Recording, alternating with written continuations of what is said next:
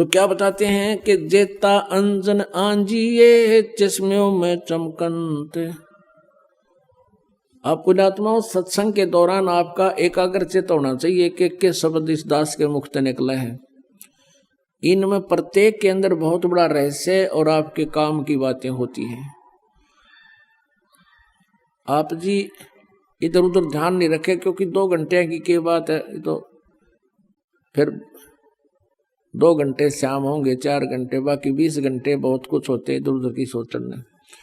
तो अब जैसे ये कई बार बताते हैं, कई भक्तों को शंकाएं भी रह जाती हैं, प्रत्येक को इंडिविजुअली नहीं बताया जा सकता, ना समाधान किया जा सकता। सत्संग इसलिए किया जाता है सामूहिक तौर पर, आपको कुछ ऐसे गुड रहस्य भी साथ में बताए जाते हैं जो आपको आवश्यक है। अब इसमें क्या शब्द आया है कि जेता अंजन आंजिए वो चश्मों में दिखनते। अंजन माने माया। जितना भी अंजन यानी भक्ति रूपी जो शक्ति तो ग्रहण करेगा, भक्ति धन, भक्ति माया, वो तेरी आंखों में चमकेंगी।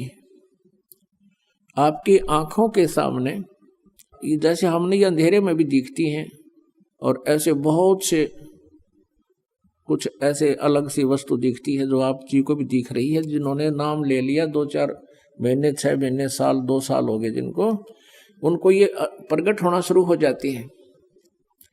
आंखों के सामने थोड़ी सी दूरी पे सितार से नजर आएंगे, बहुत ज्यादा और भी काफी क्रियाएं अपने आप दृष्टिगोचर रहती है। वो क्या है, हमारी जितनी भक्ति अंदर, हमारी भक्ति बढ़गी, उसका लेवल है, उसका प्रतीक है कि आपकी भक्ति इतनी हो चुकी है। और एक भक्त, कई बार कुछ भक्त ऐसे मिले, वो कहने लगे जी मेरी आंखें खराब होगी, आंखें के आगे काला काला दिखे, तार से दिखे, और डॉक्टर को भी देखा, डॉक्टर बोला ऑपरेशन करा ले। मैंने कहा भाई ये तार जो है, ये जो भी तुझे दिखाई दे रहा बेटा, तेरी भक्ति का प्रतीक है, और ये हमें भी दिखाई देते हैं। ये ना दिखे फिर भक्ति है नहीं तुम्हारी। ये देखने से नहीं अपने आप दिखेंगी, ऐसे आप ध्यान से देखोगे, आपको कई बार ऐसा लगा जैसे कोई मक्खी आ गई, खाना खाते समय भी ऐसे लग रहा मक्खी या मच्छर आ गया, लेकिन वो हमारे परमात्मा अंदर से जो भक्ति का आगे प्रतीक, वो रिफ्लेक्शन बाहर आ रहा है। और ये सूक्ष्म शरीर ऐसा ही होता है, और ये भक्ति का प्रतीक भी उस नूर से ही हमारा ये लेवल बता रहा है। तो इस प्रकार चिंतित नहीं होना। बहुत से ऐसे भक्त हैं, एक कहने लगा जी मैं तो घर से बाहर नहीं निकलूं, देखूं जब मैंने दिखन लग जाए, मैंने डर गया कदे भूत हो।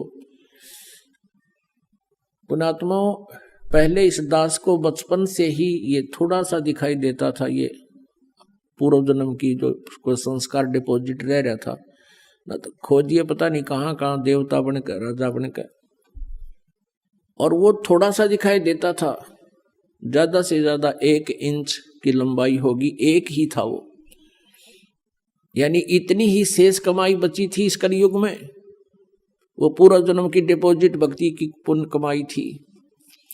और ये दास ये सोचा करता मेरी आंखें कुछ कमजोर हैं, इसलिए ये कुछ दृष्टि दोष है।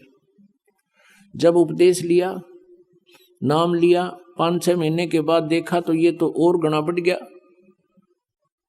1 साल के बाद तो विघ्न हो गया, और ज्यादा बढ़ गया। मैंने सोचा बड़ी बात दिक्कत आई। तो गुरुजी उसमें वृद्ध बहुत थे, 104-105 वर्ष की आयु हो चुकी थी हमारे पूज्य गुरुदेव जी की।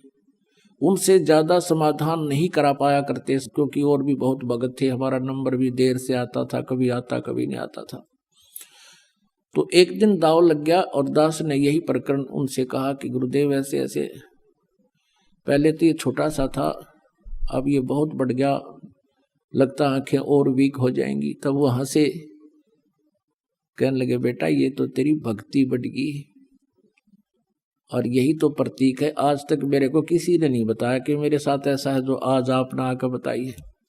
इसे से दया भक्ति ना करते बाकी के। और ऐसा ही था उनके पास, कोई माया मांगना होता, कोई बेटे मांगना आया करता, कोई कार, कोई ठीक, और वहां भी नाम ले लेते, और फिर माता ही घंटी बजाते, विष्णु देवी पर भी जाते, वह सारे थारा ये समझ माई होता कर्म बिगाड़ रहे थे, ठीक है ना, उन्हें कुछ दिखा था।